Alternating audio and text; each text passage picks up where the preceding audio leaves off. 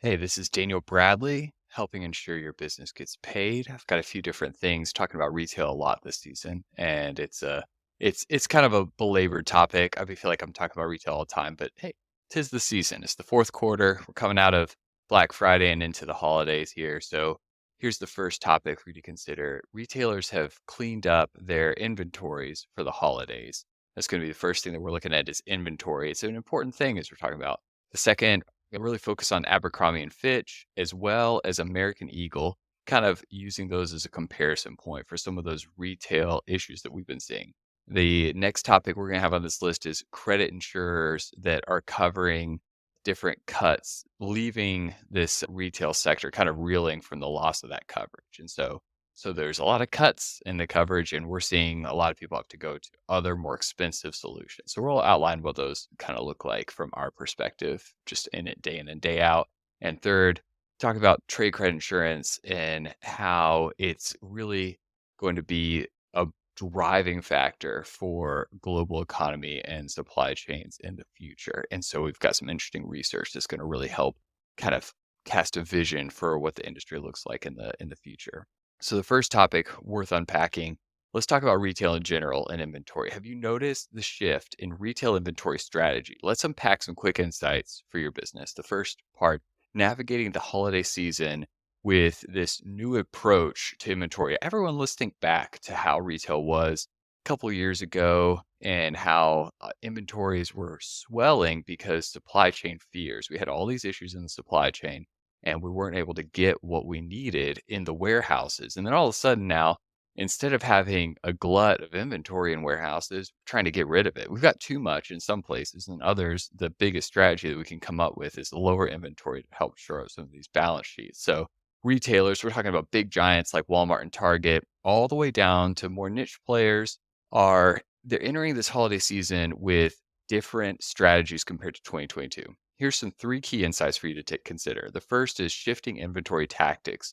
Retailers are moving away from overflowing shelves and warehouses and focusing instead on tightly curating products that align with the current consumer demand. So they're really trying to look in a crystal ball and predict where demand is going. The second is pandemic lessons.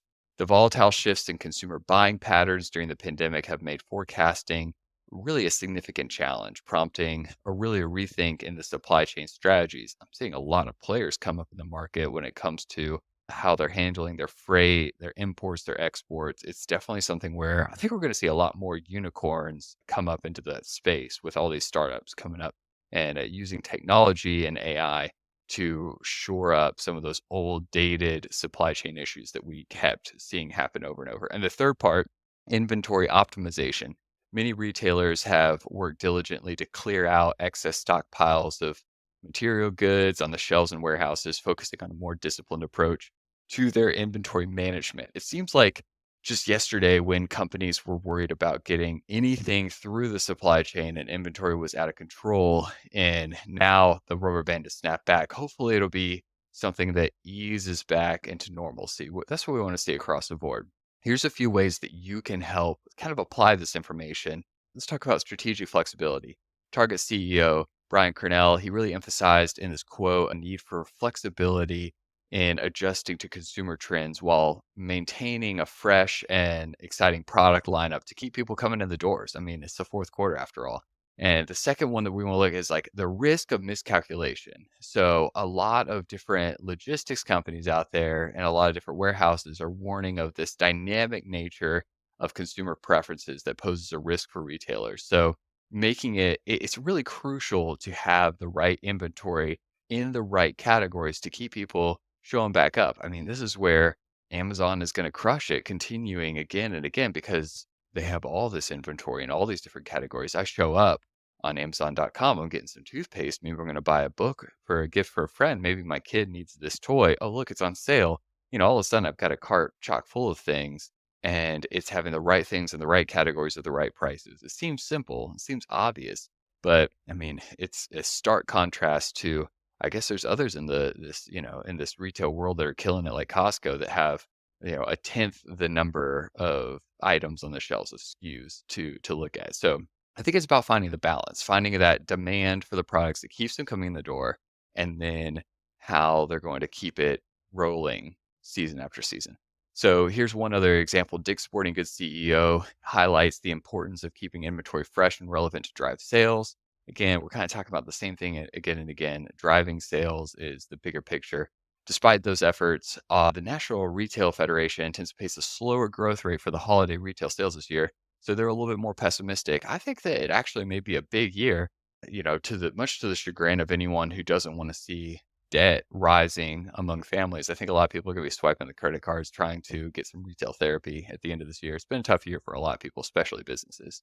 So, what do you think about this new inventory strategy that retailers are employing? How is it affecting you and your business as a supplier into the retail world? Is it dragging down your sales like others in the marketplace, or have you found out some other creative way to get around it? So, let me know. The second thing I want to talk about is a comparison and contrast between Abercrombie and Fitch and American Eagle. So, Abercrombie and Fitch, this is something where, if you'd asked me if there's an Abercrombie and Fitch in our local mall, I wouldn't even know. And it's definitely something where it's a comeback story. So I love a good comeback kid. So let's talk about this as a specific case here. Abercrombie and Fitch, I'll just call them A&F for simplicity here. They're making headlines with a remarkable 20% jump in sales. 20% jump in sales in 2023. Yikes, good. They're outperforming a challenging apparel industry for sure.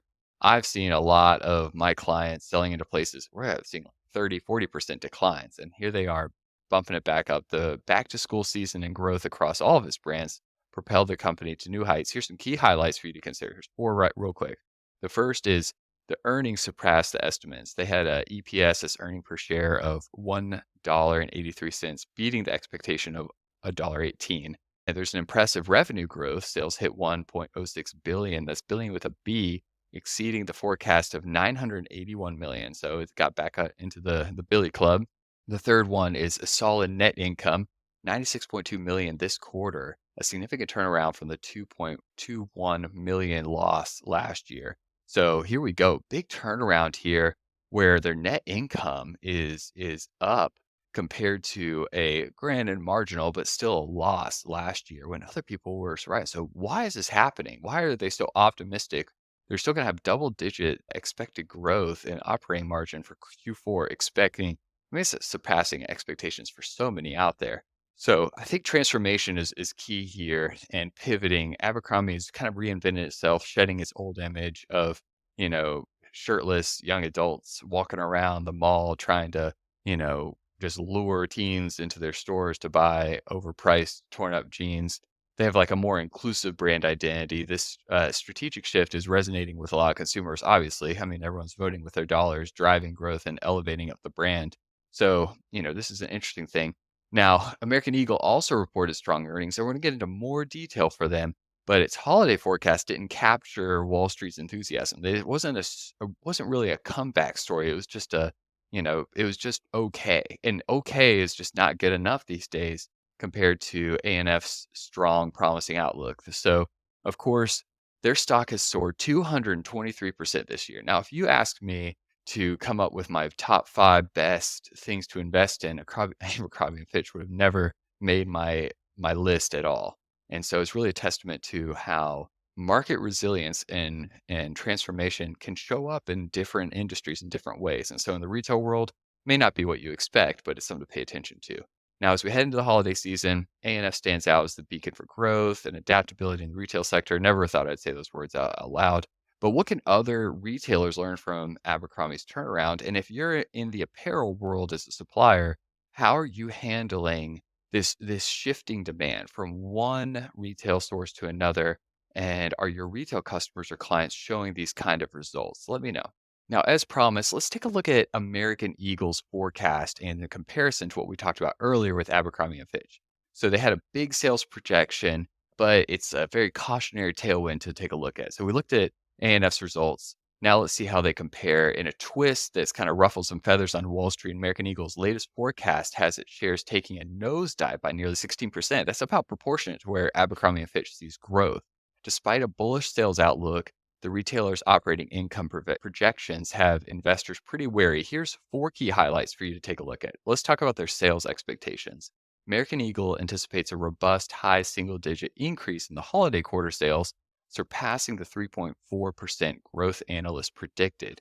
So they still see their sales going up. Operating income projections, the predicted range of about a little over 100 million to 115 million slightly misses the mark of 114 million expected by experts. So I mean, we're talking about marginal miss here. It's pretty much flat, flat with sales, operating income. There's cost concerns. This is where we see a big issue here. 20% surge in selling and administrative expenses casts a shadow over the forecast and Q3 performance. Earning per share and revenue outperformed expectations with a notable year-over-year income rise to about $100 million. And so their net income, why is it so much smaller than Abercrombie and Fitch? Now, in my brain, in my mind, when I see these stores next to each other, I see them as pretty equivalent, but one is far smaller than the other. And a 20% surge in selling and administrative expenses is a huge is really the red flag. It's the canary in the coal mine for this entity right here. So let's talk about some market context when we talk about some of those cost concerns. First is a competitive landscape. I mean, American Eagle's challenges mirror those of other retailers, like what we're talking about, Abercrombie and Fitch, indicating broader industry trends. It's just some are really pivoting and able to overcome some of these challenges in different ways. The second is obviously just general retail sector caution. The company's cautious tone aligns with other retailers like Best Buy and Lowe's and pretty much anyone in the middle there. Any of these that are specializing in something that aren't just like an orb war for everyone, who have also adjusted their forecast amid consumer uncertainty. So, the fear of people not spending as much, which I think for sure is going to happen next year. No matter what happens, I think people are going to start to feel interest rates and inflation in a more tangible, visceral way. So, looking ahead, the full year expectations, American Eagle now anticipates mid-single digit growth for the full year, tightening its operating income forecast. Now, what I would like to see is really addressing those cost concerns. I mean, I really still haven't seen a really great explanation for one, why those cost concerns are happening and what we can do about it. And number two, the big picture, despite a promising sales uptick, the increase in expenses and cautious market sentiment poses real challenges looking ahead for them. So tell me, what strategies can all these retailers like American Eagle employ to balance growth expectations with rising operation costs? And tell me, like, what your insights are for this holiday season. How do you think it's going to pan out over the next month or two for a lot of these retailers? Are they going to survive, or is it just going to be flat? Is this really just a boring time for some of these retailers where others are absolutely doubling and tripling their options? We've talked a lot about retail. Now let's talk about the growing challenge in trade credit insurance. I just met with some major insurance carriers to round out the year up in Chicago, and here's what keeps coming up. This is an important theme that I think is going to really impact your business. The retail sector is under scrutiny. This is what we've been talking about this whole time. The retail world is facing seismic shifts with major players grappling with reduced coverage. Decisions to cut costs reflect the broader challenges in the industry where the cost of living crisis and high competitive markets are reshaping the landscape. And so, I mean, this is just a situation where people are that, to spend more money, it's costing them more money to spend. The price of money, the price of funds, the cost of the dollar has gone up quite a bit, and it's really starting to impact both the policyholder and the insurance carrier. So let's talk about three ways that that's showing up. Financial struggles leading to tighter insurance measures. Moves to cut cover indicate a cautious approach amidst economic turbulence. It's always about uncertainty. It's always about not knowing what's going to happen. And the first ones to pull out are often the first ones to get back in. But the modest revenue increases and declining sales really underline the whole sector struggle. So, we use retail as sort of it's a punching bag. Let's be honest. We talk about retail all the time and all the woes of it, but everyone's feeling this. I mean, we're seeing revenue, kind of falling flat while costs increase, and the loss of coverage can have a domino effect, compelling suppliers to demand upfront payments, potentially straining relationships. Cash flow is making the problem even worse. So let's talk about those smaller retailers. We talked about a lot of big brands, publicly traded. It's not just the giants feeling all this heat and pressure. Especially smaller retailers are facing the squeeze on liquidity. And this raises good questions about the sustainability of the future of their businesses. I know that I've had quite a few clients that are suppliers into some of these retail entities and some of the retailers themselves that are looking for just creative ways to tap new lines of liquidity. I mean, how many banks right now are refinancing loans and providing any sort of, new lines of credit? I mean, the answer is zero. And so I know that there's going to have to be an increase. I mean, a lot of private lending and a lot of factoring some of these receivables is picking up the slack. And so where does trade credit insurance fit in between? Like, as far as an insurance product, it's really vital for businesses, especially in times where there's a lot of volatility, like right now. But each insurer's got to really weigh the risk carefully before making any coverage decisions. And I know that this is going to ruffle some feathers, and that's okay. That's why there's a marketplace for this, where there's different solutions for different types of businesses and industries. There's different risk appetites out there, and that's important that everyone meets those needs as an institution. But each insured, that's the one that's holding onto the policy, that's our clients, needs to understand that there's a variety of options available to ensure that their coverage supports their specific business needs. Because at a certain point, this product's got to perform for you. As a specialty broker, I really help people navigate the options to find the most affordable and supportive solutions to ensure that they're getting paid. So let's like tailor a solution. Let's figure out what your needs are. Maybe it's access to new lines of capital. Maybe, you're concerned about cash flow if you took a big hit, and we can find a way that is an efficient, effective way. It's a good ROI for your money to be able to shore up some of those concerns. Now, while we're talking about trade credit insurance, let's talk about the global economy and a bigger picture looking ahead, because we talk a lot about the fourth quarter in retail here. But what I'd really like to talk about is more global trade trends. I've got a view into why businesses are flocking to trade credit insurance as a tool while global trade growth is shrinking. And that's an important distinction here. So let's unpack that. The global trade scene is really transforming, marked by a slowdown in trade flows and geopolitical shifts. The evolving landscape is setting the stage for a significant impact on the trade credit insurance product. So let's see what's going to be coming down the pike. The World Trade Organization, it's cut its 2023 global trade growth forecast, by almost a percent. It's going down to 0.8%, reflecting kind of the current economic slowdown and geopolitical tensions. I mean, talk about tensions. There's like multiple global tensions and conflicts going on.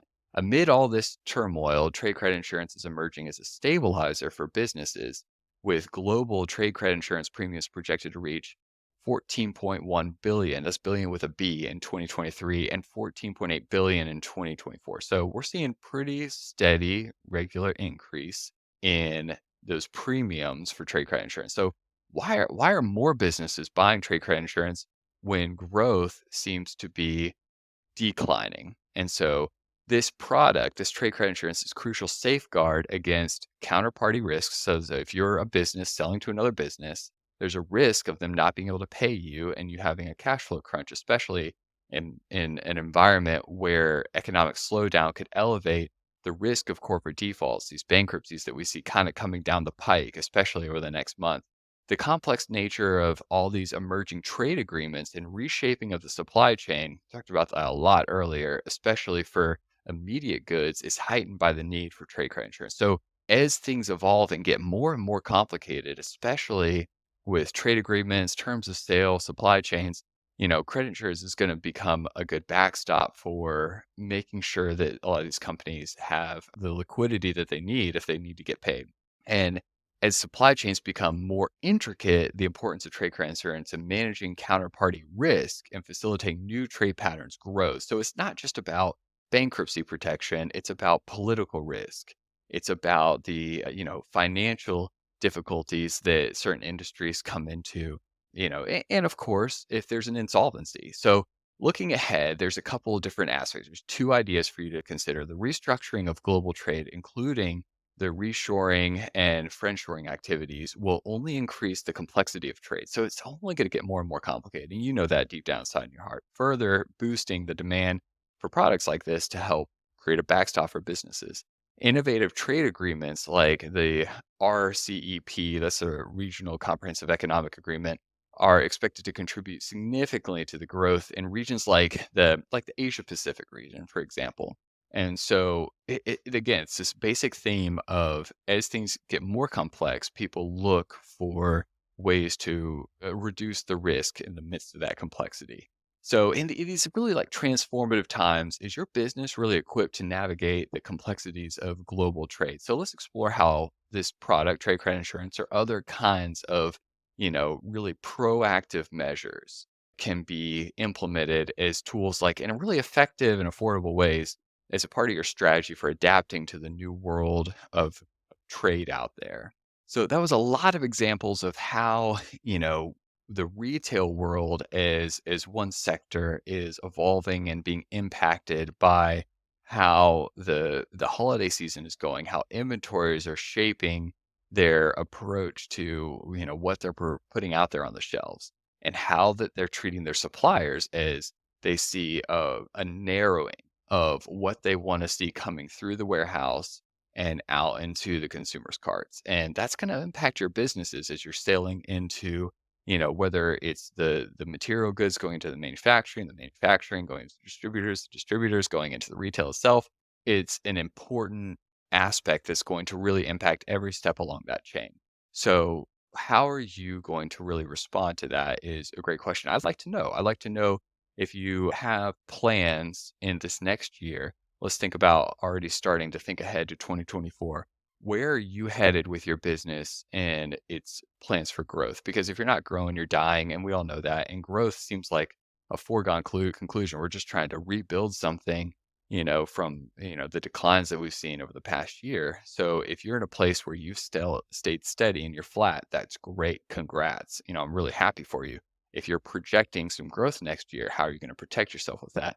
So there's a lot of solutions out there, and I'd love to see what kind of solutions you're bringing to the table for your business so that we can learn together. Thanks so much. Feel free to subscribe, follow, and share this if you found any content interesting to you. Of course, you can find me on LinkedIn and Twitter and at dfbradley.com for any other resources.